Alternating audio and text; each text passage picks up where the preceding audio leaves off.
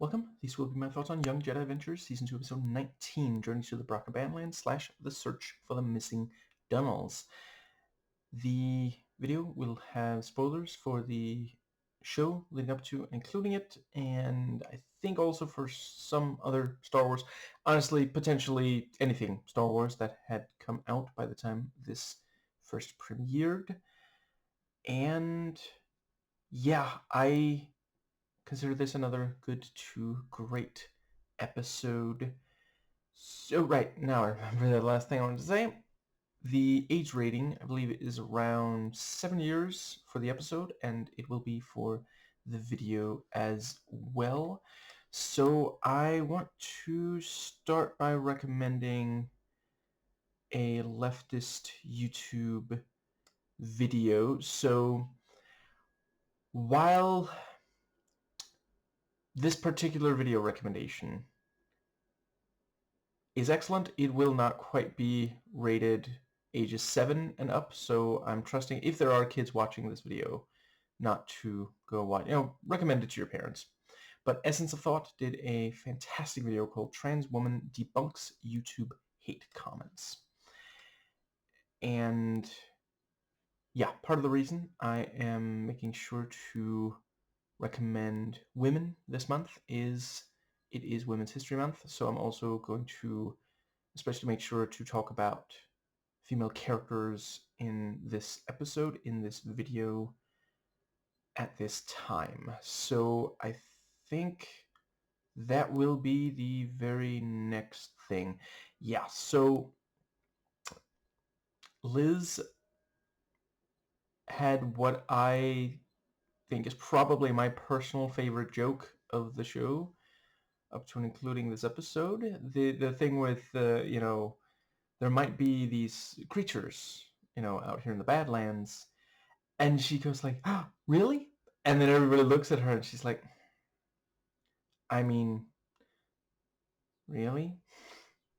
She can't even pretend that she isn't excited about it. She knows she's supposed to be like upset about it, but just, yeah, really captures, a kid who's really looking forward to something, Now, yeah, I thought they did well with Liz in both of these stories.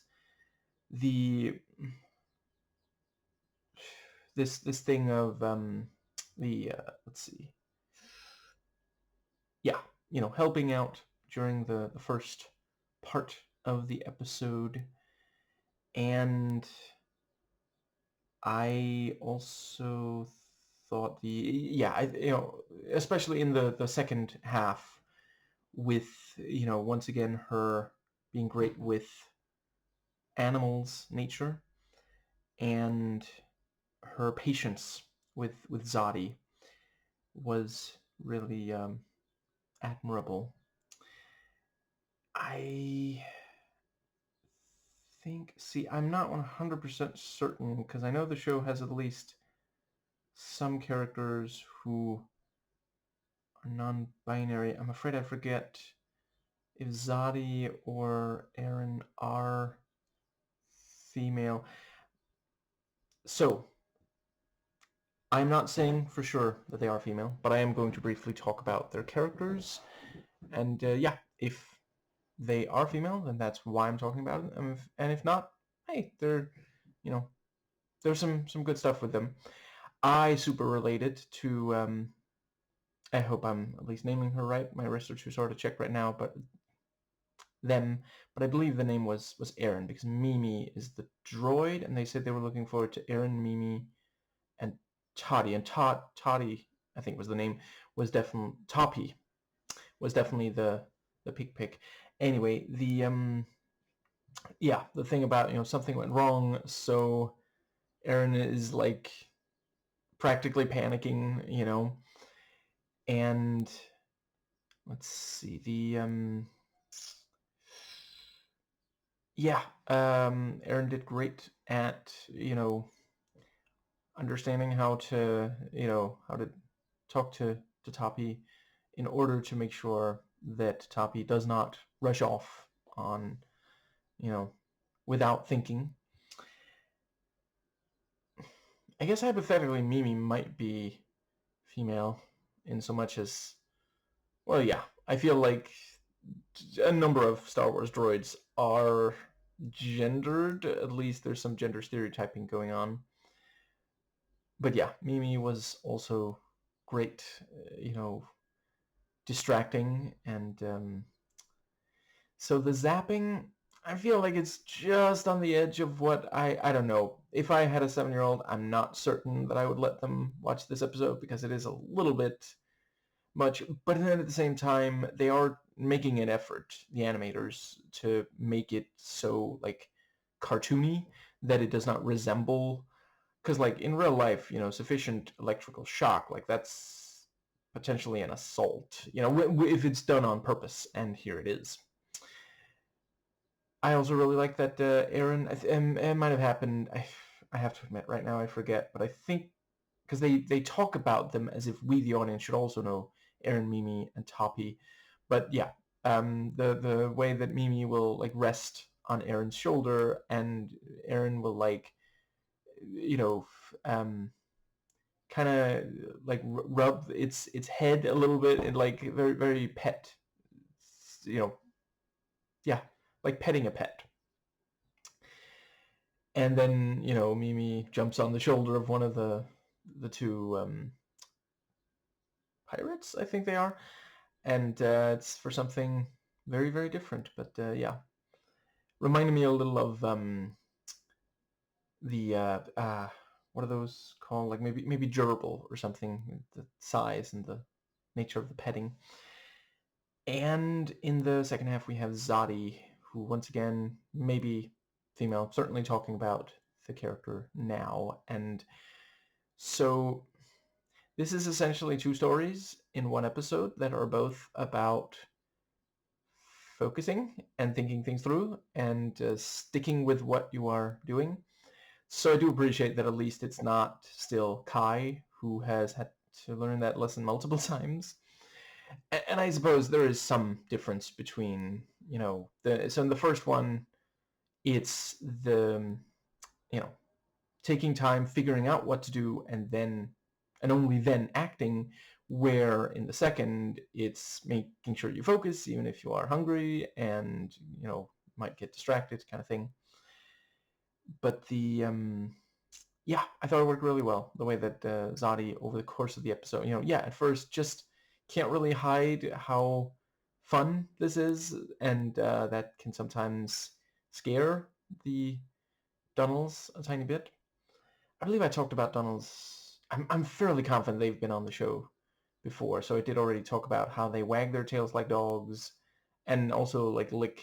Well, I guess other animals also lick your face if they like you, and the the noise they make, and some of the movement feels more like cattle maybe, and the way they stand in like stables like that really reminded me of horses, but I probably said that last time, but now I've said it at least once. So, but yeah, the thing about, it's they did a good job on the way that the lock works, because it's just simple enough that a 7-year-old will be able to understand. Like, hypothetically, if a 7-year-old had to close that lock right after watching this episode, they'd be able to do it, But it's also just involved enough that Zadi can get distracted, and that we can clearly visually tell. Like, when the camera pans down from the face of a Dunnel onto the lock, which has not been, locked, which I guess technically makes it an unlock, we immediately understand. 7-year-olds watching this episode know that that's what's happened there. And then, by the end of the episode, the, Zadi on the train, Zadi's like, no, Liz said that I should take care of the Dunnels, so that's what I'm gonna do. And then there at the end locks the lock properly, and even double checks it, even though Zadi is excited about going on another magic Dunnel ride. And I guess that is it for those characters, I think. So I quite liked the I think this show does a good job of delivering. I guess I've said it before, but I don't know. I guess it bears repeating. These creatures that are just on the edge of being too intense for 7-year-olds watching, but not quite crossing into that, and yet, sufficiently creative and memorable. Like, listen, if I was 7 and watching the show, I would definitely beg my parents for toys of at least some of these, which you shouldn't, in case you're 7 and watching this video. Now, let's see. I mean, if you, watch the show and you're like, oh, nature is amazing in Star Wars, nature's pretty amazing here on Earth, if you have access to it. Like, sadly, I appreciate not everyone does, but yeah. I guess for those who can't, maybe a YouTube video of nature, but it certainly doesn't have to cost money. I'm not telling a 7-year-old to ask their parents to spend money on something they don't need, especially not in this economy. Now, so I said 7-year-olds and up, so I guess there's only so much I can say as far as how the president, Donald Trump, is screwing a lot of things up. Because if I get too specific, I'll talk about some things that 7-year-olds probably shouldn't hear about yet. But yeah, just if you're 7, you're watching this video, it's fair to keep in mind if something's more expensive than it used to be. It's not necessarily Donald Trump's fault personally, but there is a certain chance. And certainly, conservatism, capitalism is the cause of many problems and should be tempered. Anyway, I think that does, by progressivism, not corporate Democrats. Anyway, but yeah, the creature, which, right, Dianoga. If someone made like a display in like what are those made again? Paper mache maybe or something. You'd have a Dianoga diorama. Some of these names, I need mnemonic devices in order to remember them, and sometimes those become jokes. I don't know if that counts as one. And then but yeah, there's just enough because they, it is kind of, it's scary enough for a 7-year-old to this massive, like squid-like limb grabbing onto the ship, and then the, trouble. Aaron is struggling to get it to let go, and yeah, that was, and the eyes also, but it's not so much that it's, nightmare-inducing, parent calls and complains kind of thing. Anyway, I think that does, and yeah, very clever, this thing of, so it's established very early that the Dianoga are there, and it does not take very much to attract them, just a little bit of sound. And then later in the episode, that is used multiple times very nicely. And yeah, throughout the episode, several times, as soon as they, take a break, take a breather, make a plan, and follow it, it works out. And that is a fantastic thing to teach 7-year-olds, because at that age, you just don't yet automatically have patience and, yeah, and it's necessary. You can make a big mistake at age 7 if you are not careful and, yeah, think things through. And yeah, and I really appreciate how much this show does trust that. Like, obviously, it's not saying, oh, 7-year-olds should definitely be out there fighting, Dianogas, but it is, true that this is, you don't have to take my word for it. You can look at like some of the literature, like I've read some child psychology that says, yeah, 7-year-olds would be able to understand this kind of thing. There's certain things that had to wait until later. But yes, I think that does. And the fact that once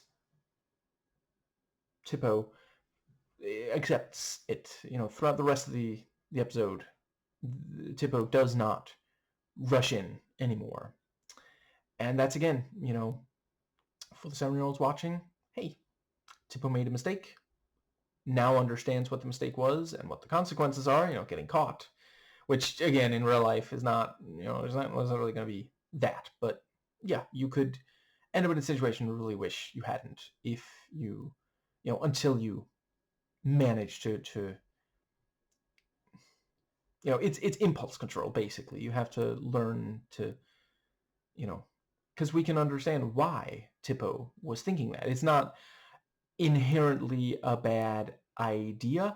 It's just about not rushing into it. It's true that they needed to do what they were doing, but they should have waited. Anyway, I think I did notice that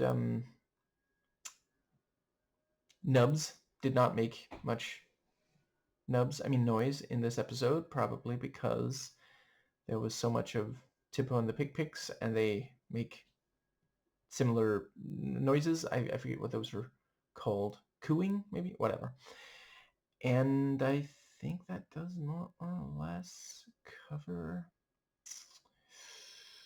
Yes, so so that brings us to some of the other stuff in the second part of the episode. So I think I'm probably a broken record about this, but let me just confirm that it is indeed still true when the piece of media is made for 7-year-olds, that if you are doing an action story and you can fit in a chase or fight or action scene on, around, or in, but that one is perhaps a little less exciting than the other two, a vehicle moving fast, it's gonna raise the stakes, and they did such a great job of it here. And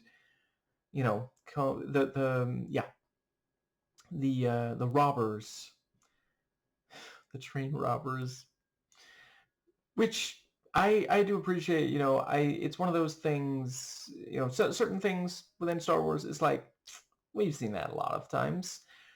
Train robberies, not that often, so appreciate, because it is just the thing, like, listen, yeah, sure, have the train float, or let's go with that, fly, instead of on, regular tracks. Sure, that helps make it Star Warsy, but listen, watching someone attempt to rob a train is just, you can have some fun with that. There's a bunch of things you can do with, I would definitely say the one in Solo does more of that than the one here, but that's also, big expensive movie compared to this. They had maybe 12 minutes for this story, and not even all of it has the I'm not even sure the train runs for less than 12 minutes in Solo, so of course they're going to be able to do more.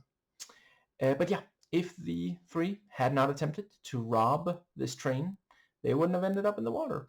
I was wondering if the droid was going to be okay in water, but is okay. Like, hypothetically, as long as it's, maybe the metal is like waterproof, because like metal does not immediately break. It's electronics you don't want in water, But yeah, I think that does pretty much it. I would also say, I forget what it's called. Is that what power scaling is? But the fact that Liz is able to fight off 3 people all at once does feel a tiny bit like, doesn't she usually need more help for that? But I guess she did also manage to at least briefly, deflect blaster fire in the first half of the episode by herself, so maybe. But yeah, and the part about how the let's see, the favorite snack, and that's how these 3, who I really appreciate, at least the leader feels like cowboy stereotype with the hat and the accent and everything. But yeah, that's how they're able to tame them. And then Zadi also learns how with using it and making sure to be gentle with them, which is also just such an important thing. And that's something a 7-year-old who might interact with animals, yeah, it's really, really good for them to know. There's a lot of animals that, yeah, it can be a really positive experience for both you and them, just for you to pet it or something, but you got to be gentle. You got to make sure that this animal is not scared of you. Otherwise, it could be less pleasant.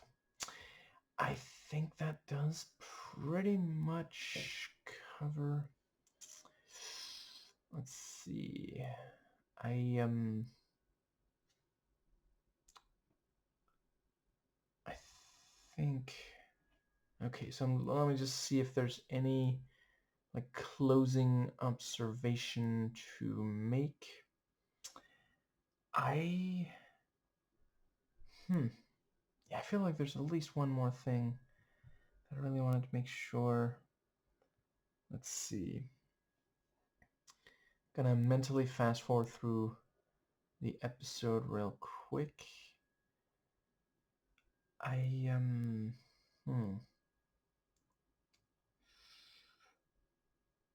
I appreciated the joy of the Aaron and the Pig Picks at just looking at the scrap. And yeah, that's again something 7-year-olds can understand, curiosity about something. Yeah, and that's the thing, like it's one of those cases where it really depends on your perspective, because Aaron and the Pig Picks look at this and are like, this is scrap, where a lot of people would look at it and say this is crap.